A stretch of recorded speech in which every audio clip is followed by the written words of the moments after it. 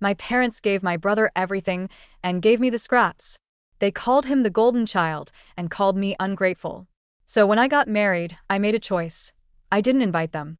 In response, they threatened to disown me, they tried to bribe me, and when all else failed, they decided to crash my wedding day.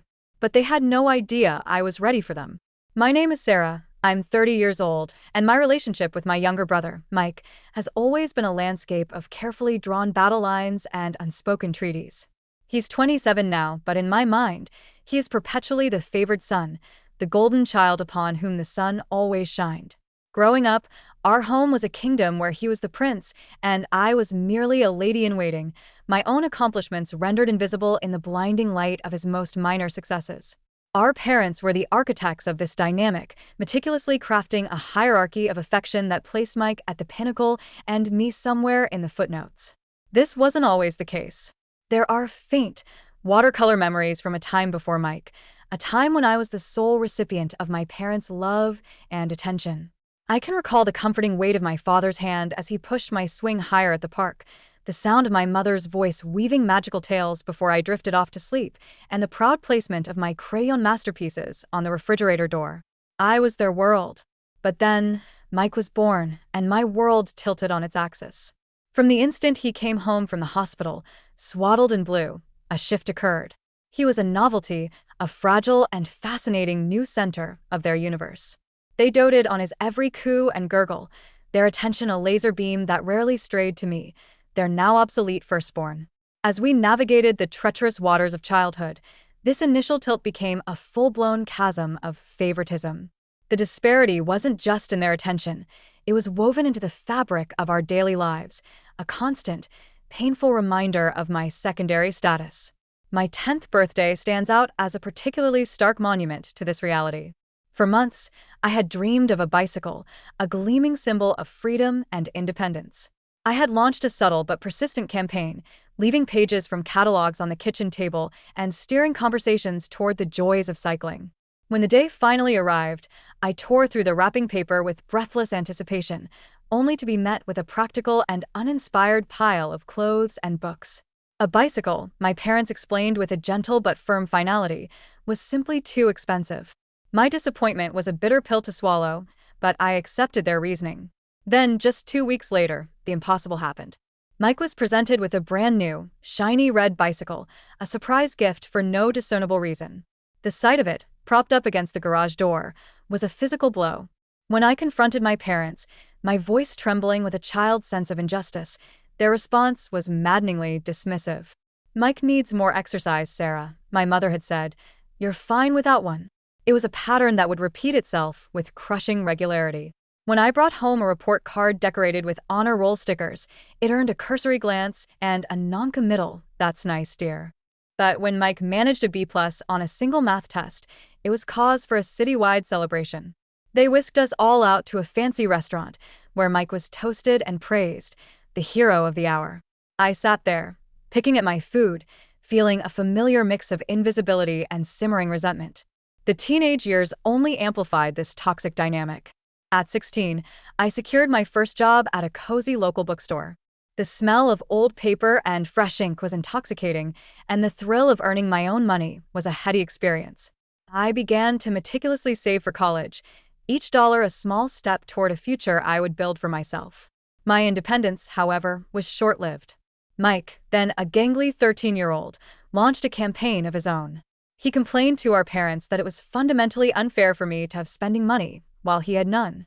Instead of teaching him the value of patience and hard work, they took the path of least resistance. They sat me down and delivered an ultimatum. I was to give Mike half of my paycheck every single month. I was floored, the injustice of it all stealing my breath. I protested, argued, and pleaded, but they were immovable. "If you don't agree, Sarah, you'll have to quit the job," my father had stated, his tone leaving no room for negotiation. Defeated, I complied. I watched as my hard-earned money was squandered on the latest video games and endless bags of junk food, a constant, tangible symbol of my brother's entitlement and my parents' complicity. This incident solidified in Mike's mind the idea that what was mine was, by extension, his. Throughout high school, my belongings were treated as a communal resource. My clothes would disappear from my closet, my electronics would be borrowed, without permission, and once I earned my driver's license, my car was frequently commandeered for his social outings. Any complaint I dared to voice was met with a lecture on the virtues of sharing, a lecture that was conveniently never delivered to my brother. The concept of respecting personal property was a lesson reserved exclusively for me. Despite the suffocating atmosphere at home, I poured myself into my studies. I harbored a secret, desperate hope that academic excellence would be the one currency my parents couldn't devalue. When the acceptance letter from my dream university arrived, complete with a partial scholarship, I felt a surge of triumphant joy. I raced home, the letter clutched in my hand, imagining, for a fleeting moment, a scene of parental pride. The reality was a lukewarm splash of indifference. "That's nice, honey," my mother said, her eyes already drifting back to the television. The conversation quickly pivoted to the riveting details of Mike's latest football practice. The contrast was breathtaking. A few years later, when Mike was accepted into a local community college, my parents pulled out all the stops. They threw a lavish party, inviting a sprawling guest list of extended family and friends. They hired caterers and a live band, transforming our backyard into a festival ground. As I stood on the periphery, watching them toast Mike's decidedly average achievement, the hurt I felt curdled into a hard knot of resentment. The final, irreparable fracture in our relationship occurred during my sophomore year of college. I had discovered a passion for photography, a silent, creative language that allowed me to process the chaos of my family life. I had spent months working extra shifts at the campus library, painstakingly saving for a high-quality camera that would allow me to take my craft to the next level. I had spent countless hours researching, comparing models, and finally, I had found the perfect one. I came home for winter break, my heart buzzing with anticipation. I went to the shoebox under my bed where I kept my savings, only to find it significantly lighter. A cold dread washed over me as I counted the remaining bills. A huge chunk of my hard-earned money was gone. It didn't take long to solve the mystery. Mike had helped himself to my savings to fund the purchase of a new, top-of-the-line gaming console. When I confronted him, his nonchalance was infuriating. He shrugged, a dismissive gesture that invalidated months of my hard work.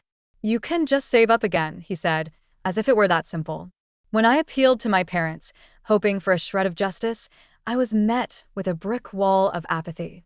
They refused to force him to return the console or repay the money. Their only contribution to the conversation was a blithe, "You should have hidden your money better, Sarah." That was it. The breaking point. In that moment, I understood with a soul-crushing clarity that I would never be a priority in their eyes. My needs, my dreams, my feelings, they were all disposable.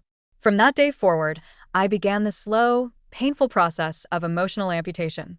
I immersed myself in my studies and took on more work, making myself financially independent. I rarely went home, and when I did, the visits were brief and strained. Mike would greet me with snide remarks about how I was too good for the family now, and my parents would echo his sentiment, lamenting how I had become cold and distant. It never seemed to occur to them that their own actions had been the catalyst for this change. The emotional toll was immense, but I persevered. I graduated with honors and landed a promising job in marketing. And it was there, in the sterile, corporate environment of my new office, that I met Jake. He was 32, kind, and possessed a quiet strength that I found myself drawn to. He became my anchor, my confidant, and my fiercest supporter. Over the course of our 5-year relationship, he listened to the stories of my childhood with a compassion and understanding that I had never known. His own family was a revelation, warm, loving, and refreshingly normal. They welcomed me with open arms, showing me the blueprint for a healthy, functional family. 6 months ago, during a surprise weekend trip to a charming coastal town, Jake asked me to marry him. It was a perfect, magical moment, and as I looked at the sparkling ring on my finger, I felt a profound sense of hope for the future. But beneath the surface of my joy, a familiar dread began to stir.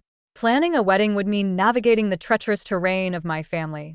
After weeks of agonizing deliberation and heartfelt conversations with Jake, I made a decision that felt both terrifying and liberating. I would not invite my parents or my brother to our wedding. The day was supposed to be a celebration of love and new beginnings, and I couldn't bear the thought of it being tainted by the long shadows of my past. The fallout was immediate and predictable. My mother called, her voice thick with tears, demanding to know why she hadn't received an invitation. I took a steadying breath and explained, as calmly as I could, that given the painful history between us, their presence at the wedding would be a source of stress and anxiety for me. Her response was a torrent of accusations. I was selfish, cruel, and vindictive, using the wedding to punish them. My feelings, as always, were completely invalidated.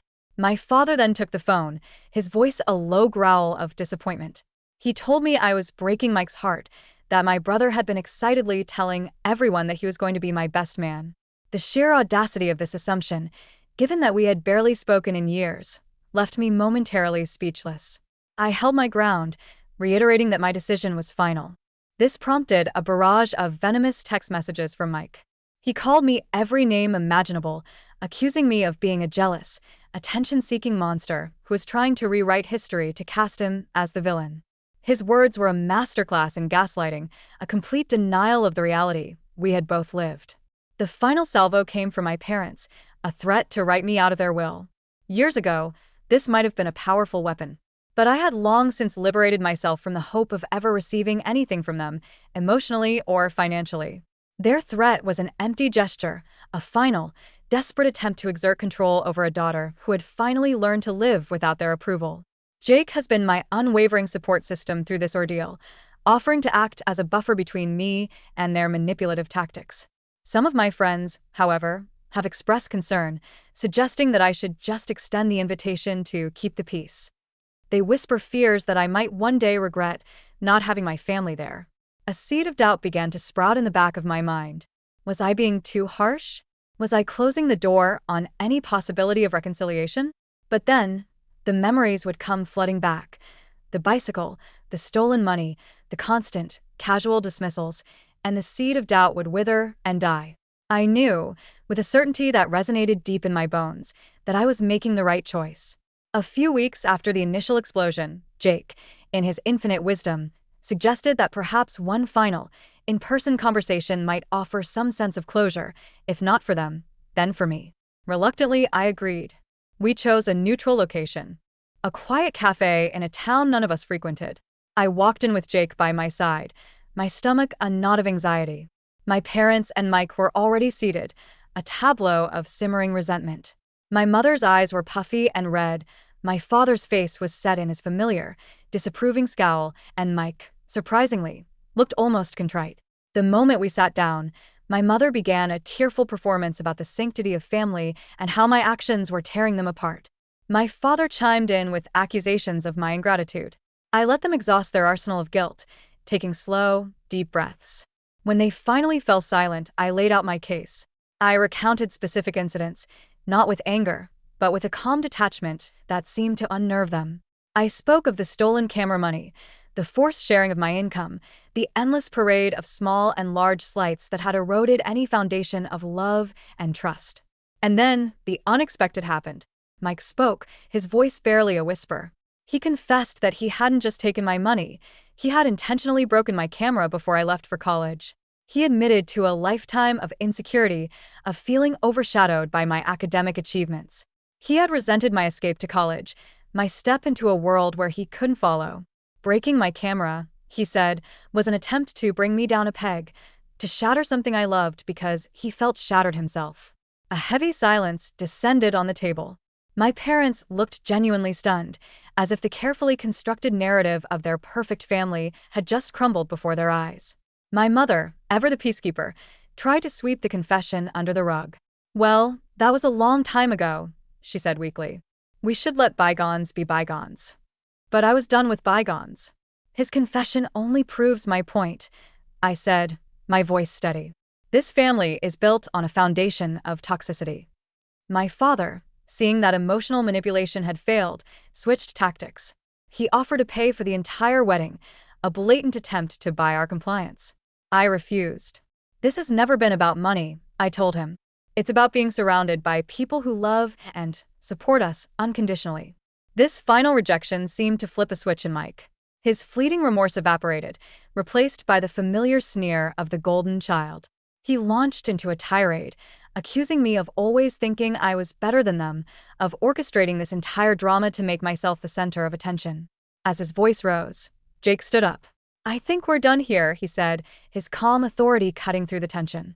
As we turned to leave, my mother grabbed my arm, her face a mask of desperation. "Does this mean you're cutting us out of your life forever?" she sobbed.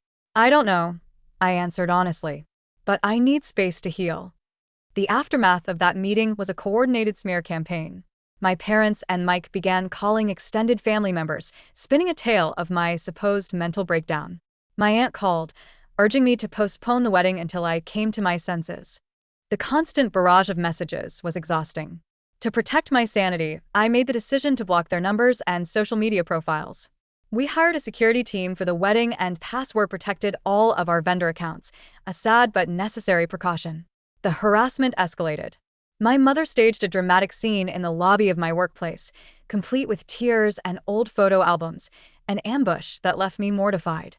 A few days later, an email from Mike arrived. It was a long, seemingly reflective apology, acknowledging his jealousy and even offering to pay for the broken camera. For a moment, I allowed myself to feel a flicker of hope, but that was quickly extinguished. Our wedding coordinator called, confused.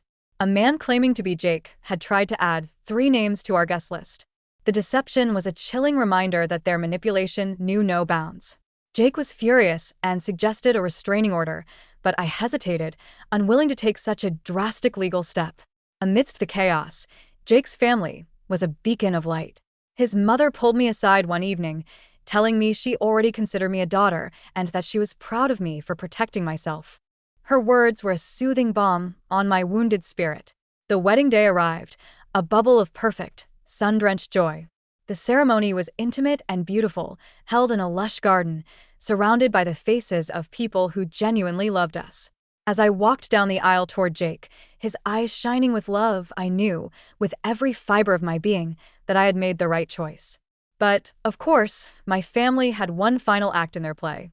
An hour before the ceremony, they arrived, dressed in their wedding finery, attempting to storm the gates. I was in the bridal suite when my bridesmaid informed me of the commotion at the entrance. For a fleeting second, my heart ached. But then I looked at my reflection, a bride on the cusp of a new and better life, and my resolve hardened. The security team we had hired handled the situation with quiet efficiency. They were escorted off the property without incident, their final attempt to hijack my happiness thwarted. The rest of the day was a dream.